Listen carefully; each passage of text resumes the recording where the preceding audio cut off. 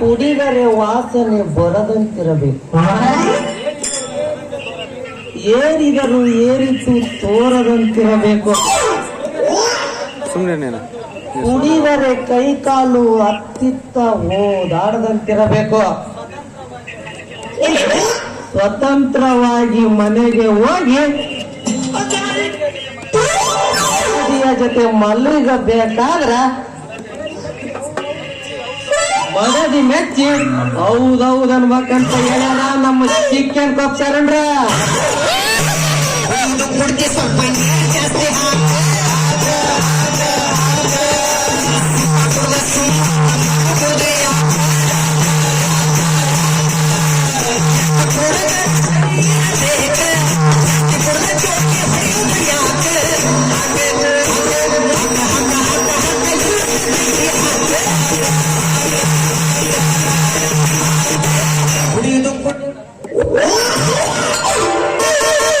ಆದ್ರ ಆ ಚಿಕ್ಕನ್ ಕಪ್ಪು ಚರಣ್ರಿಗೆ ಏನ್ ಗೊತ್ತೈತಿ, ನನ್ ದಿನ ಮದುವಿನ ಆಗಿಲ್ಲ ಅಂತ.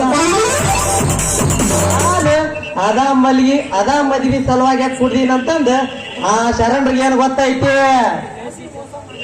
ಅಂಬಿ ಲೋಟ ಮಾಡಿಬಿಟ್ಟ ಆ ಜೀವನ ಗೆಳೆಯ ಶಿವ. ಅವ್ರ ಬಾಯಿಗೋಸಿ ನೀರು ಬಿಡಲ್ಲ.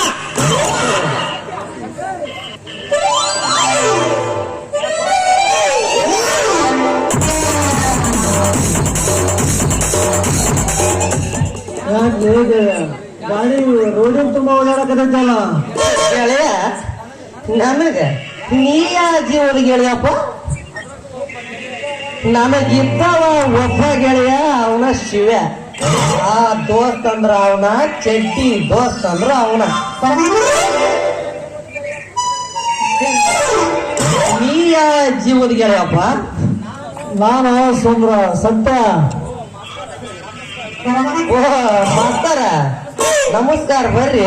ನಮ್ಮ ಕಣ್ಣು ಸ್ವಲ್ಪ ಮಬ್ಬಾಗ್ಬಿಟ್ಟವ. ನೀವು ಕಣ್ಣು ಮಬ್ಬಗ ಅಂದ್ರೆ ನಿಮ್ಗಿನ ಮದುವಿಲ್ಲ, ಮುಂಜಿನಲ್ಲಿ ಹೇಳ್ತಮ್ಮ. ಯಪ್ಪ ಸುದ್ದಿ ತೆಗಿಮಾಡು ಮರಯ. ನೀನು ಕೈಯಾರ ಮುಗಿದ್ಬಿಟ್ನ. ಯಾಕೆ ಸತ್ಯ? ಅಷ್ಟ ಅಲ್ಲೋ ಮಾಸ್ತರ,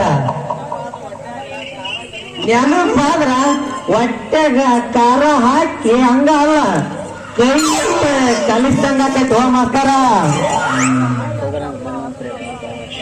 ಅಣ್ಣ ತಮ್ಮ ಅಂದ್ರು ಅವನ,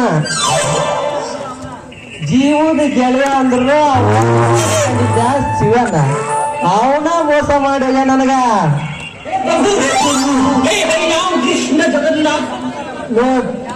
ದೋಸ್ತ ಸಮಾಧಾನ ಮಾಡ್ಕೇಳಿ, ನೀನು ಕಷ್ಟ ಕೇಳಿ ನನಗ್ ಕಣ್ಣಾಗ ನೀರು ಬರಕತ್ತಲ್ಲ ದೋಸ್ತ. ಸಲುವಾಗಿ ನೀನ್ ಯಾಕೆ ಕಣ್ಣೀರು ಬಿಡ್ತಿ ಬಿಡು ದೋಸ್ತ. ನೀನ್ ನನ್ನ ಕಷ್ಟ ಅರ್ಥ ಮಾಡ್ಕೊಳಕ ನೀವ್ ಒಬ್ಬವರ ಇದೆಯಲ್ಲ ಸಾಕು. ಈಗಿನ ಕಾರಣದಾಗ ಯಾರು ನಂಬರ್ದು ದೋಸ್ತ? ಒಂದ್ ವೇಳೆ ನಂಬಿದ್ರ ಮನಗಿಂದ ಹೊರಗ ನಂಬಕ್ಲೇ ದೋಸ್ತ. ನಮಗ ಈ